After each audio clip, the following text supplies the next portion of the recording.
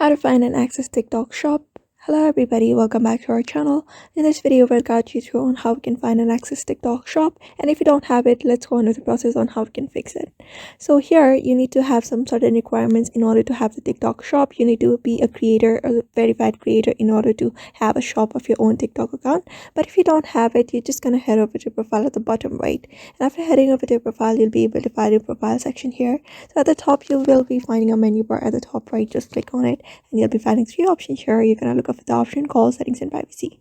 Just click on it, and when you click on settings and privacy, it's just gonna scroll down until a bit you're able to find this option called report a problem or support. You're just going to click on the support tab and you'll be finding this help center, safety center, and privacy center. We're going to click on this help center section, and after tapping on it, we will be going on with the process of asking for help for them to give us a TikTok shop in this particular account. So if you don't have that option here available, you may just directly report the problem to them. Head over to report a problem. After that, contact your customer care and report your problem there. So you may just type in your issue onto them. Just head over the chat with us section and you may just type in your issue, like how you want your own TikTok shop, and you may just select this account type. After that, you will be asked certain questions.